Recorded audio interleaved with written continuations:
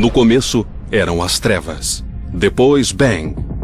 Nasceu um sistema que se expande infinitamente, feito de tempo, espaço e matéria. Vamos investigar além do que jamais se imaginou, além dos limites de nossa existência, em um lugar chamado O Universo. Há séculos, elas deixam os homens intrigados, cativando tanto astrônomos como astrólogos. O misterioso alinhamento entre as grandes pirâmides de Gizé e as estrelas de Órion podem ter sido mais que coincidência. E em vez de 12 constelações no zodíaco, na verdade, elas são 13. O que é esse 13º signo e por que foi esquecido? Os padrões que um dia orientaram marinheiros na travessia de águas traiçoeiras, hoje orientam os astrônomos na descoberta dos mistérios que se encontram nas constelações.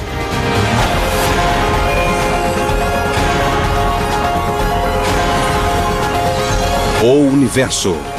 Constelações. Antes da internet e antes do cinema, os céus noturnos e as constelações eram os maiores espetáculos que tínhamos. Esta galeria de estrelas não forma apenas figuras bonitas. Ela contém uma ampla amostra de tipos de estrelas.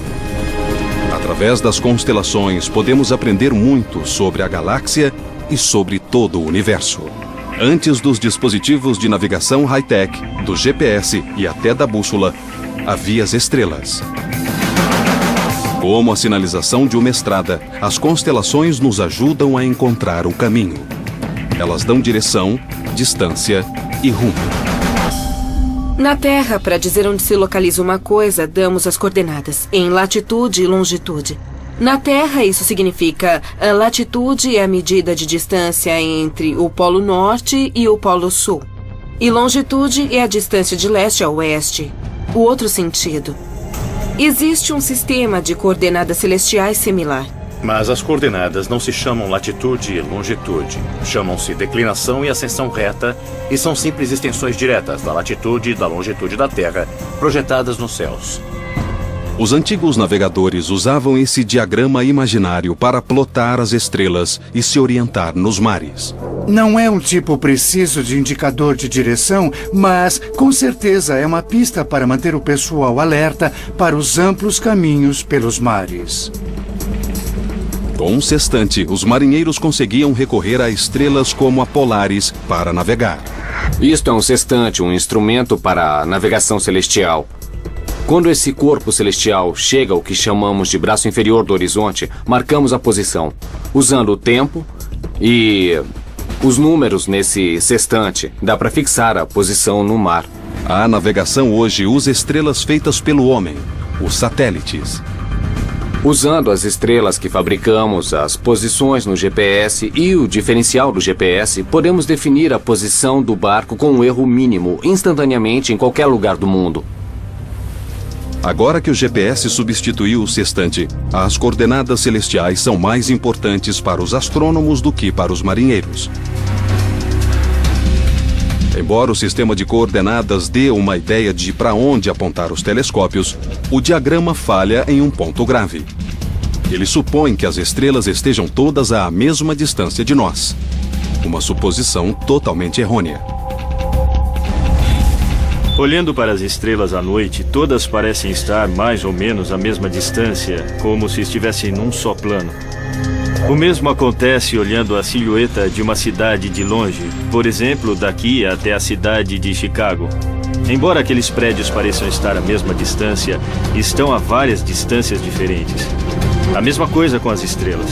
Embora todas pareçam estar à mesma distância, algumas estão perto, outras bem mais longe. Então, como saber que estrelas estão perto e que estrelas estão longe? Essa é a mais difícil das respostas. Essa é a maior frustração de toda a astronomia. Olhando os céus noturnos, mesmo com telescópios, não dá para saber as distâncias. Esse é o santo graal da astronomia há séculos.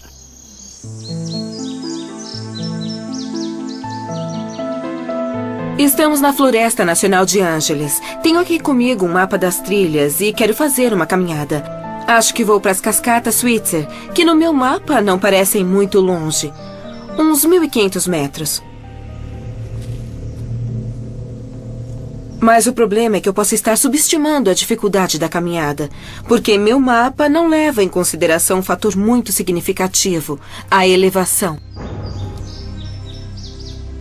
Então, na verdade, minha caminhada de 1.500 metros pode acabar sendo uma subida de 3 quilômetros. É o mesmo com o meu mapa de constelações, que não diz a verdadeira distância entre duas estrelas. Embora pareçam estar lado a lado, uma pode estar bem mais longe do que a outra, e eu nunca vou saber se considerar só as coordenadas celestiais. Como os trilheiros na mata, os astrônomos confiam em pistas para avaliar as distâncias em nosso vasto e misterioso universo. Então, quando andamos na floresta, mesmo sem um mapa que informe a elevação, podemos usar nosso conhecimento da topografia local e os tipos de árvores para indicar a altitude. Por exemplo, certas árvores preferem elevações mais baixas, outras preferem grandes altitudes. Os astrônomos também usam certos tipos de estrelas de referência como sinais familiares, como medidas de distância.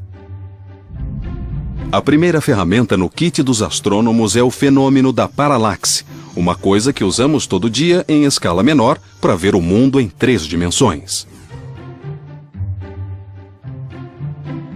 Para entender a paralaxe, basta um exercício muito simples que qualquer um pode fazer. Olhe para o seu dedo. Depois, olhe para uma coisa bem distante. Se usar o olho direito e alinhar seu dedo com o objeto à distância, e depois usar o olho esquerdo, vai ver que seu dedo parece, na verdade, se mexer dramaticamente. Essa aparente mudança é causada pela distância entre nossos 2 olhos. Os astrônomos medem a paralaxe só olhando para uma estrela em uma posição e depois olhando para ela de novo 6 meses depois, quando ela já se afastou o máximo possível do nosso ponto de observação.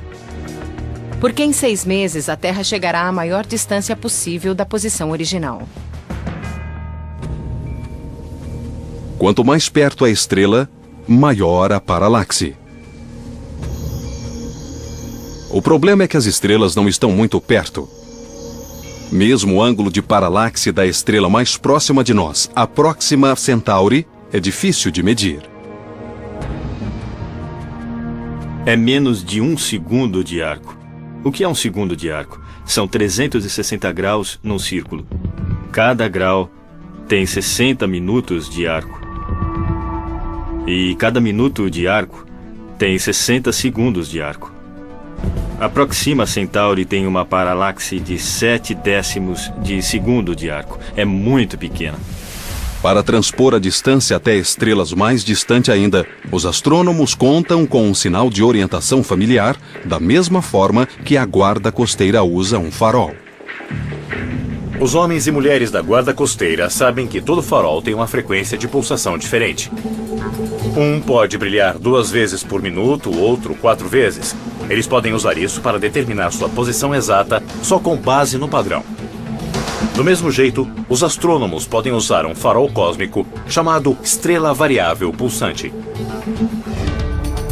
A constelação de Cefeu, batizada com o nome do rei mítico da Etiópia, tem 57 estrelas visíveis, inclusive a Delta Cephei, uma estrela variável que é o protótipo das variáveis pulsantes. Por uma sutileza da natureza, as cefeidas marcam o tempo como um metrônomo. Quanto maior e mais brilhante, mais devagar a cefeida vai pulsar. O que nós fazemos é achar uma variável pulsante, medir seu período de pulsação, que pode ser de 10 ou 60 dias, e obter uma vela padrão. Só então poderemos determinar a que distância essa estrela está. Uma vela padrão é uma base de comparação. Uma estrela de luminosidade e distância conhecidas que se pode comparar com estrelas semelhantes. Uma lâmpada brilha com uma certa luz que corresponde a uma certa quantidade de watts. Mas essa luz vai parecer muito mais brilhante se você estiver bem perto da lâmpada do que se estiver a 3 metros dela. Então, a luminosidade da estrela não muda. É aquela. Mas a magnitude aparente depende de onde você está, da distância em que está. Se está perto do objeto ou se está olhando do outro lado da rua. Se uma cefeida não parece tão brilhante, deve estar muito longe. Os astrônomos conseguem calcular a distância com base na palidez de sua aparência. Olhando minha variável pulsante e plotando a curva da luz em quanto tempo passa de brilhante a pálida e a brilhante de novo, eu sei qual é o brilho intrínseco dessa estrela. E consigo calcular a distância das estrelas variáveis, observando seu período de variação. Foi assim que Edwin Hubble conseguiu determinar que Andrômeda estava 2 milhões de anos-luz além de nossa galáxia. Mas as variáveis pulsantes têm limite. Para medir as distâncias para além de Andrômeda, os astrônomos contam com as supernovas.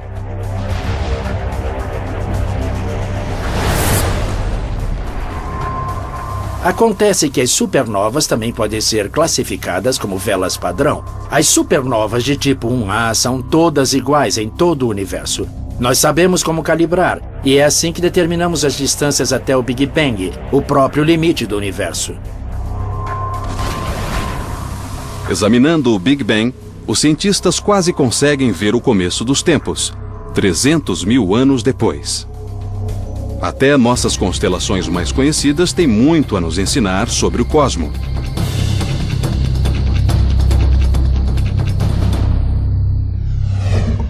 Órion, que em grego quer dizer caçador, tem 77 estrelas visíveis. Alnitak, Alnilam e Mintaka são as 3 estrelas no cinturão de Órion. Nos tempos modernos, ao caçar Órion, os astrônomos acharam uma variedade de objetos impressionantes. Quando vejo Órion, vejo também a vida e a morte das estrelas. Logo abaixo do cinturão está um pequeno borrão chamado Orion Nebula. É um berçário de estrelas bebês, e dá para ver ao olho nu. Órion também guarda um par de joias estelares. No ombro superior esquerdo de Órion, você vai ver a gigante vermelha Betelgeuse. Deixando o olhar para a direita, na estrela que seria, digamos, a perna, você vai ver a supergigante azul Rigel. A Betelgeuse, como supergigante vermelha, é uma estrela em seus últimos suspiros. Uma supergigante vermelha é uma estrela bem mais fria que nosso Sol, mas é muito maior. A Betelgeuse tem 14 vezes a massa do nosso Sol. Quando seu combustível nuclear acabar, ela vai se tornar instável e implodir em uma supernova colossal. E pode acontecer a qualquer momento. E quando explodir, vai iluminar todo o céu noturno, sendo visível até durante o dia. Talvez já tenha explodido. Está a 427 anos-luz da Terra.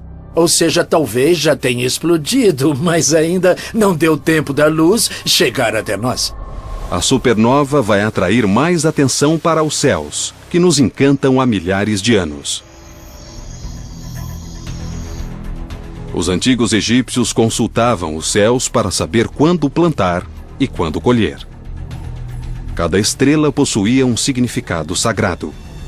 Chamavam Sírius, na constelação Cão Maior de Estrela de Ísis. O aparecimento de Sírius antes do alvorecer, durante o solstício de verão, indicava a cheia anual do rio Nilo. Outras constelações, como Órion, podem ter tido significado arquitetônico. Os egiptólogos já fizeram muitas vezes a pergunta por que os antigos egípcios construíram 3 grandes pirâmides ligeiramente desalinhadas? Porque tinham réguas ruins milhares de anos atrás? As 3 pirâmides parecem estar alinhadas com as 3 estrelas da constelação de Órion. O que significa esse alinhamento? Foi coincidência ou as pirâmides foram intencionalmente projetadas dessa forma?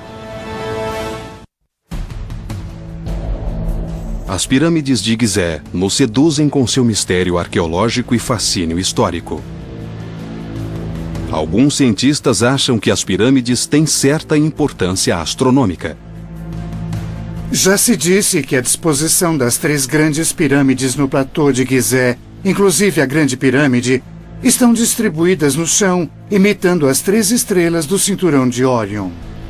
É minha conexão preferida entre eventos na Terra e eventos nos céus. Mas os antigos egípcios não viam um caçador em Órion, como nós. Eles viam Osíris, o deus do renascimento.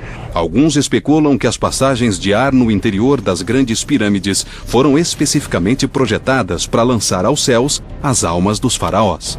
Nessas pirâmides temos 2 tipos de passagens de ar. Uma aponta para o norte e outra aponta para o sul. A do sul aponta para Órion. Ou seja, a alma do faraó seria lançada por essa passagem para ficar ligada a Osíris, Órion e ressuscitar, gozando da vida eterna. Mas outros são um pouco mais céticos.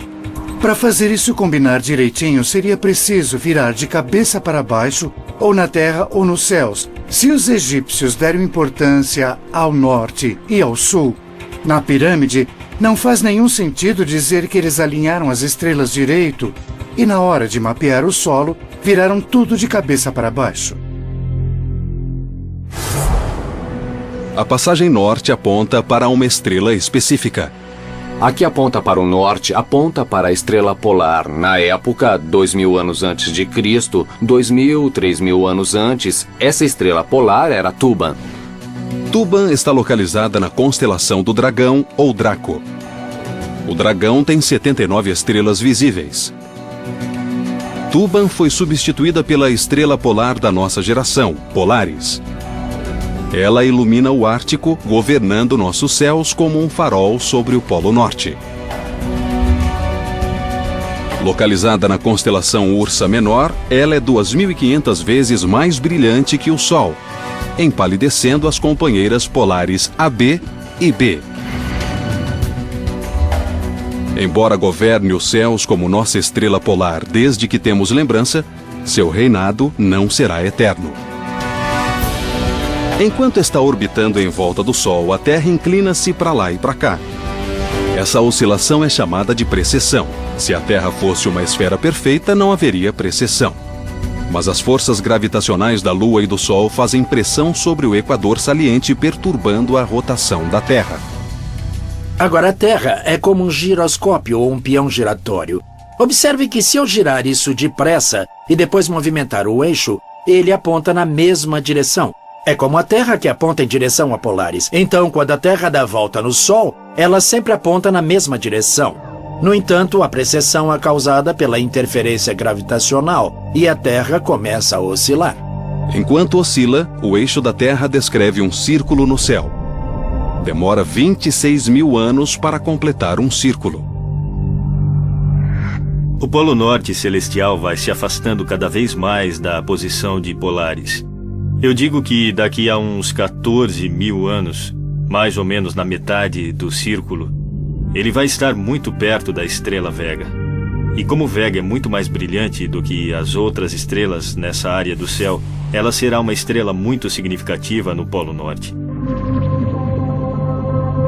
Em 26.000 anos, o eixo da Terra centrado no Polo Norte fará um círculo completo e voltará a apontar para onde está hoje. E Polaris vai destronar Vega e retomar o título de nossa estrela do norte. Quanto mais perto de um dos polos da Terra, mais a estrela se mantém fixa nos céus. Os astrônomos chamam essas estrelas de circumpolares, ou seja, visíveis o ano todo. Na verdade, todas as constelações das estrelas do norte, como Little Dipper e Big Dipper, percorrem um círculo razoavelmente pequeno. E o resultado é que dão a volta em Polaris sem nunca surgir nem se pôr. Quanto mais ao sul, mais constelações nascem, digamos no início da noite, e se opõem no fim da noite. Portanto, não tem essa propriedade mágica. As estrelas variam em tamanho, densidade e também em brilho. Em vez de exibir um brilho constante, como a maioria das estrelas, as variáveis pulsam, iluminando-se e empalidecendo num padrão hipnótico. Uma estrela variável é como uma chaleira. Então, vamos imaginar uma chaleira no fogo. A água se expande, a tampa sobe, libera o excesso de energia e desce. Acumula pressão, sobe e desce de novo. Quase do mesmo jeito, a atmosfera das estrelas variáveis se expande e se encolhe. Com o tempo, isso dá aparência mais brilhante e mais pálida. Isso pode acontecer em horas, pode acontecer em dias ou até em meses. Estrelas variáveis de uma categoria especial chamadas T Tauri pulsam porque são jovens e instáveis. Como adolescentes teimosos, as T Tauri têm explosões erráticas. Só que seus acessos de fúria envolvem uma luta com a gravidade. Enquanto as forças nucleares empurram para fora, a gravidade puxa para dentro, perdendo a posição de equilíbrio como um pêndulo, oscilando para lá e para cá. As T Tauris crescem e perdem as pulsações. À medida que envelhecem, encontram equilíbrio e se tornam estáveis. Na verdade, antes de nosso Sol amadurecer, os cientistas acham que ele foi uma estrela T Tauri. Talvez essa seja a melhor ideia de como era o nosso sistema solar e nosso Sol quando se formaram no início de sua evolução. E nós sabemos, por exemplo, que as nuvens de poeira e gás em volta dessas estrelas são bastante confusas. E deve ter sido uma cena bem violenta, com muitos calombos e pedaços de rocha colidindo umas com as outras e se bombardeando. As primeiras estrelas T Tauri foram identificadas na constelação de Touro. Touro, ou Taurus, possui 98 estrelas visíveis. Aldebaran, uma estrela gigante vermelha, é o olho injetado na fera. Touro é uma das constelações do zodíaco que fica perto do plano da eclíptica. Chama-se plano eclíptico porque é o único círculo nos céus onde podem ocorrer eclipses. A Lua tem de passar pela eclíptica, por exemplo, para provocar um eclipse do Sol. É também o caminho que a Terra percorre em sua órbita em volta do Sol. 8 graus acima e abaixo da eclíptica há uma região chamada zodíaco. Toda constelação que se situa nessa faixa é citada como constelação zodiacal.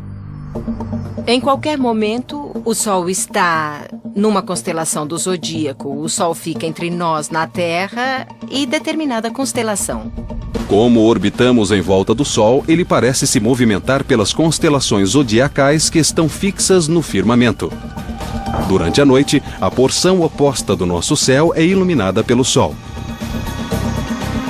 Os astrólogos ligam cada uma das 12 constelações zodiacais ao mês em que o Sol passa por elas. Em junho, então, o Sol varre Câncer. E em julho, desliza por Leão.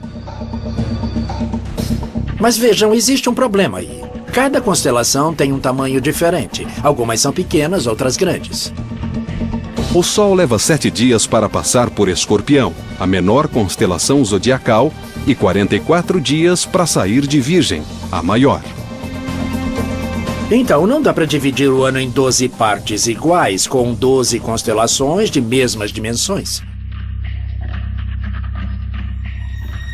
Muita gente deposita grande significado no seu signo do zodíaco, no signo solar. Mas como a Terra está em precessão, a constelação na qual o Sol aparece hoje é diferente daquela na qual ele aparecia 2000 anos atrás. Por isso, quando alguém disser que você é competitivo porque é de Escorpião, pode responder: muito bem, hoje eu não sou mais de Escorpião. Seja para iniciar uma conversa, prever o futuro ou definir traços de personalidade, os 12 signos do zodíaco desempenham um papel de peso na cultura popular. Mas de onde vêm esses signos e quem batizou as estrelas? Há nomes originais de estrelas em alguns casos que vieram da Mesopotâmia. Alguns nomes foram acrescentados pelos gregos e romanos, alguns sobreviveram, outros não.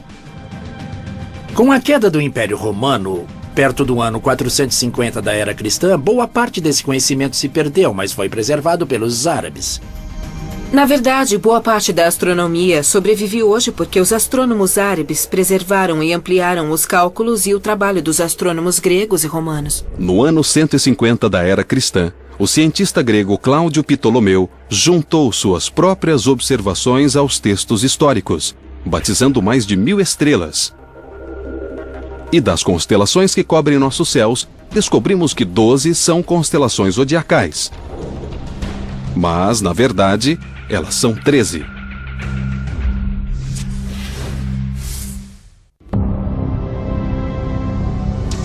Mesmo que não sejamos adeptos da astrologia, quase todos sabemos qual é nosso signo astrológico. O que a maioria não sabe é que em vez de 12 constelações zodiacais, na verdade, existem 13.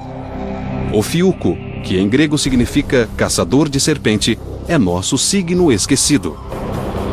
Tem 55 estrelas visíveis e é onde está Barnard, a estrela que mais rápido se move em nosso firmamento.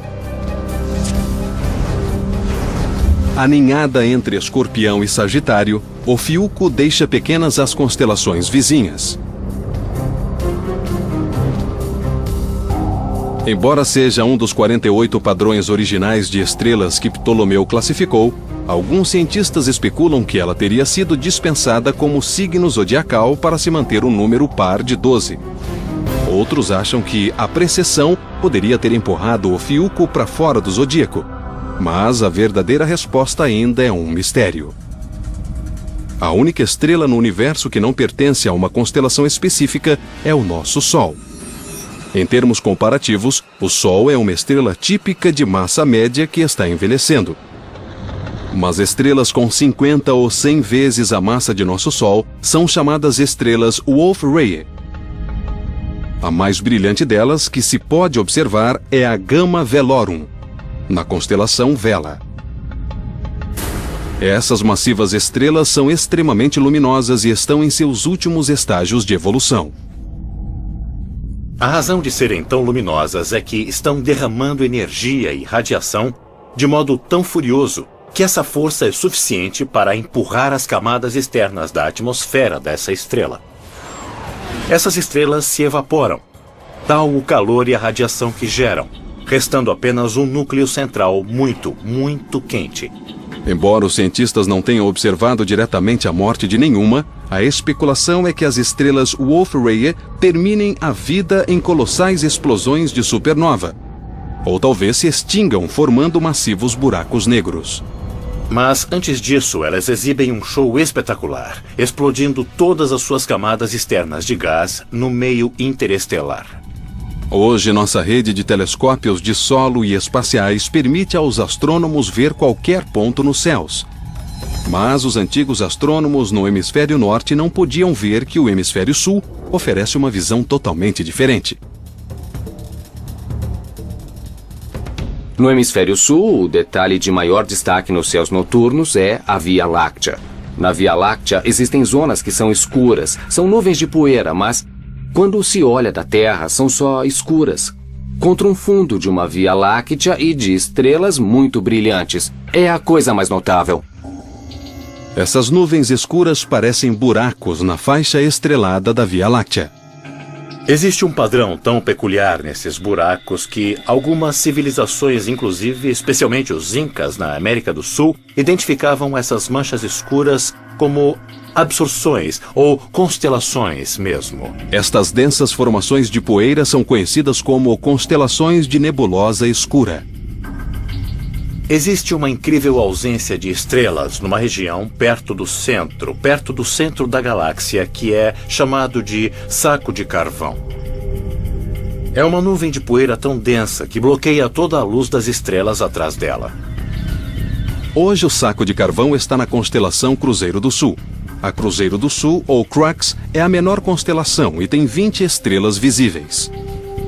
Os marinheiros confiavam nas estrelas Alfa e Gama dessa constelação para localizar o Polo Sul, já que não existe estrela polar no hemisfério sul. Com o desenvolvimento da astronomia, a comunidade científica se deu conta de que precisava unificar os nomes e formas das constelações. Em 1922, formou-se o grupo International Astronomical Union. Era como que um corpo político de cientistas designados para dividir os céus e definir os limites. Todo mundo concordaria assim com eles. Esses limites se baseavam nas constelações históricas. O grupo adotou a maioria das constelações originais de Ptolomeu e acrescentou outras, para incluir todas as estrelas visíveis sem sobreposição. Algumas foram batizadas mais recentemente no hemisfério sul, quando os europeus deram uma boa olhada nos céus meridionais. Ao todo, 88 constelações oficiais cobrem os céus noturnos. Mas há pequenas coleções de estrelas que formam padrões óbvios, chamadas asterismos, como a Little Dipper e a Big Dipper. A Big Dipper é composta das estrelas mais brilhantes da Ursa Maior. A Ursa Maior tem 71 estrelas visíveis. A Big Dipper é reconhecida por sua semelhança com uma concha de cozinha. A Big Dipper é, provavelmente, o objeto mais fácil de achar no céu, mesmo que não se conheça mais nada. Embora seja um asterismo tão familiar, a Big Dipper ainda é cheia de surpresas. A segunda estrela no cabo da concha, a Mizar, parece um único ponto de luz, mas um olhar mais atento revela que são 5 estrelas chamejantes. Cygnus ou Cisne tem 79 estrelas visíveis. Uma estrela chamada Deneb é uma usina de energia termonuclear que forma a cauda do cisne. Com 200 vezes o diâmetro do nosso Sol e 250 mil vezes mais brilhante, Deneb é um dos maiores exemplos de uma estrela branca supergigante. É uma estrela numa fase de evolução bastante incomum. Existem poucas estrelas como ela, e elas não passam muito tempo da vida em condições de luminosidade tão forte. As supergigantes brancas são raras, porque a estrela está em transição de supergigante vermelha a azul, uma fase que dura apenas alguns milhões de anos. Isso pode parecer muito tempo segundo os padrões humanos, mas para uma estrela é menos de 1% de sua vida. Para uma constelação batizada com o nome de uma ave tão graciosa, Cisne carrega cicatrizes de um passado violento. Cisne também abriga uma coisa chamada Cygnus Loop, que é um resto da supernova, uma estrela que explodiu em pedaços, basicamente. Um buraco negro aberto chamado Cygnus X1 ocupa o coração do cisne. Cygnus X1 é um buraco negro de massa sólida, 8,7 vezes a massa do nosso Sol, que está em órbita de outra estrela. Cygnus X1 foi o primeiro buraco negro a ser registrado. Detectamos Cygnus X1 não tanto por causa do buraco negro, porque é preto e é muito difícil de ver, mas por causa do seu efeito na companheira, que é uma estrela gigante. O buraco negro está lentamente devorando a companheira. E, com o tempo, provavelmente vai engolir a estrela. E quando isso acontecer, uma constelação vai perder uma estrela. E nossa percepção do firmamento noturno vai mudar para sempre.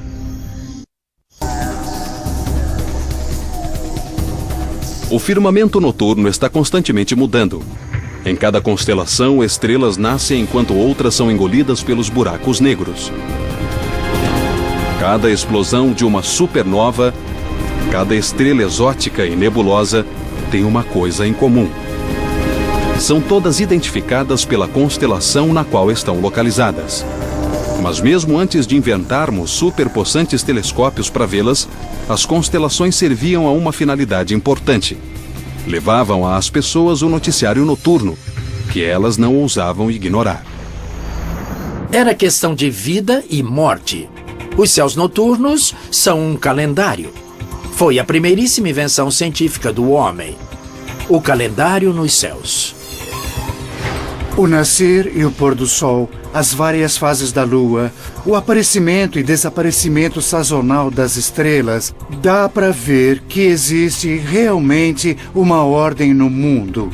E se vê realmente uma ordem nos céus que é útil para antecipar o que vai acontecer na Terra. É uma ferramenta de sobrevivência. Quando se olha para o céu, se vêem grupos de estrelas que estão ligadas a eventos importantes que nos alertam para agir de certo modo ou ir em certa direção, onde plantar e colher. Além de ver o padrão das estrelas mudar com as estações, os antigos fizeram outra observação fundamental. O dócil estelar variável dava forma ao mundo. Viajantes em longos percursos para o sul, por exemplo, da Grécia, começaram a ver constelações diferentes de qualquer uma que fosse visível em sua terra natal. Então, isso indica movimento em superfície curva. A perspectiva muda. Hoje nós entendemos a forma da Terra e o suceder das estações. Mas as constelações não perderam sua utilidade. Em vez de revelar segredos sobre a Terra, elas nos ajudam a compreender as estrelas. Uma constelação é bem parecida com o Museu de Arte. No Museu de Arte, você vai ver artistas que usaram vários tipos de materiais, tintas, fotografias e objetos comuns.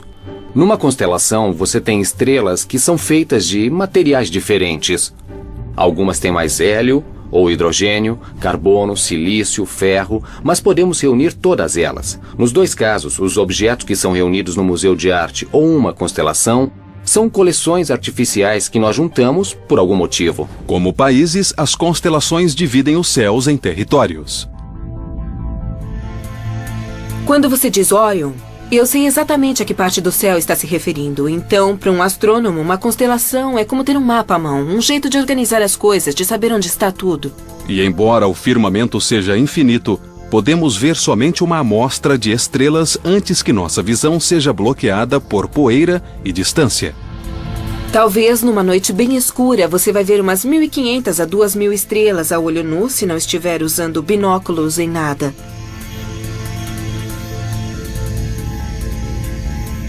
O que se vê é só uma fração mínima do que existe. Seria como olhar a população dos Estados Unidos, 350 milhões de americanos, e ver 5 pessoas. Centauro ou Centaurus contém 101 estrelas visíveis.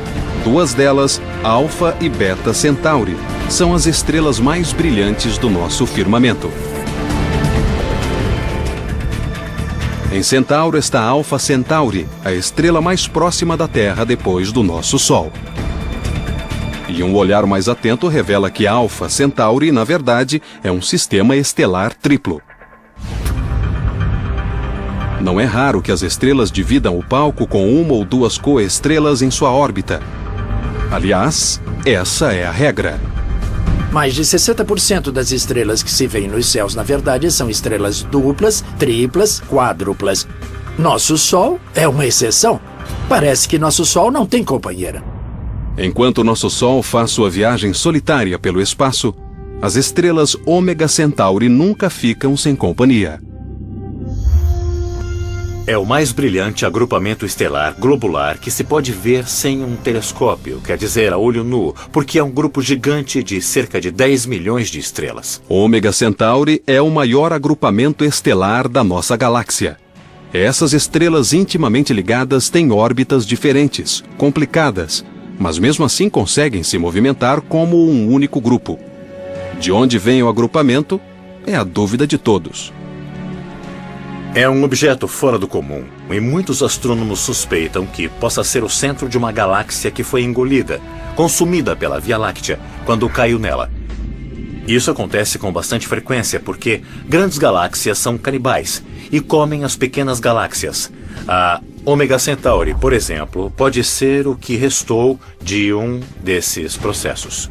A luz de Alfa Centauri leva cerca de 4,2 anos para chegar até nós. Mas quando olhamos Ômega Centauri, estamos vendo uma luz que viajou 16 mil anos. E isso é indicação da verdadeira dimensão de Centauro.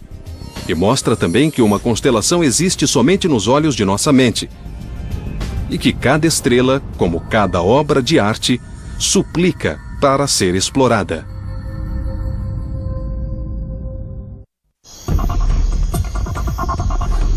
As constelações organizam os céus noturnos e o tornam quase compreensível. Enquanto contemplamos as luzes piscando, é fácil esquecer que cada uma é um dos bilhões de sóis chamejantes, fundindo elementos e talvez criando novos mundos. A distância não permite que tenhamos noção do poder das estrelas. Nem permite que tenhamos noção da infinita profundidade do espaço que estamos vislumbrando. Os planos nivelados das constelações são uma ilusão. Ao se afastar vários anos-luz do Sol, as estrelas próximas começam a mudar em relação às estrelas distantes do fundo, e as constelações começam a se distorcer. Há 10, 20, 30 anos-luz, provavelmente não se reconheceriam algumas das constelações. Então, se você vivesse num planeta que orbitasse Vega, que está a 25 anos-luz daqui, você teria um conjunto diferente de constelações no firmamento. Milênios contemplando o céu tornaram previsível o grandioso movimento das constelações. Nossa rotação em volta do Sol nos transporta por seu ciclo anual. As estrelas nas constelações estão em constante movimento, não só enquanto a galáxia gira, mas também enquanto a gravidade de cada estrela empurra e puxa suas vizinhas. O movimento mais rápido das estrelas é de 240 km por segundo. Nós não temos nenhum objeto feito pelo homem que consiga ser tão rápido.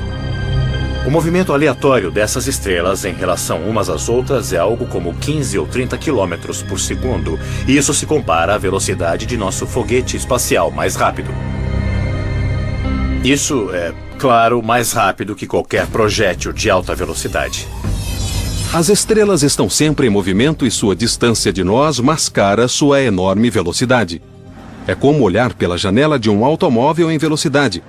Os mourões de cerca e árvores mais próximos da estrada passam voando, mas a paisagem mais ao longe se arrasta lentamente. Em nossa vida, aliás, em 1000 vidas, a maioria das estrelas nem parece se mexer. O que me intriga é pensar que se eu pudesse achar um dos nossos parentes recentes, o homem de Cromaion, por exemplo, ele provavelmente me corrigiria, porque estaria mais familiarizado com os céus e conheceria as constelações um pouco melhor do que as pessoas de hoje. Mas, pouco a pouco, nossos mapas estelares estão completando sua data de validade. Daqui a 10.000 anos, as estrelas serão visivelmente diferentes, assim como as constelações do que vemos hoje. Daqui a 500.000 anos, serão irreconhecíveis e, se fosse possível ver uma foto do tempo transcorrido num período de 1 milhão de anos, nós veríamos estrelas correndo pelo céu. As constelações são um instantâneo, um retrato plano do céu noturno. E como retrato, é uma boa semelhança, mas não é a história toda. Se pudéssemos voar pelo espaço e vê-las de outro ângulo, essas formações antigas e familiares não seriam identificáveis.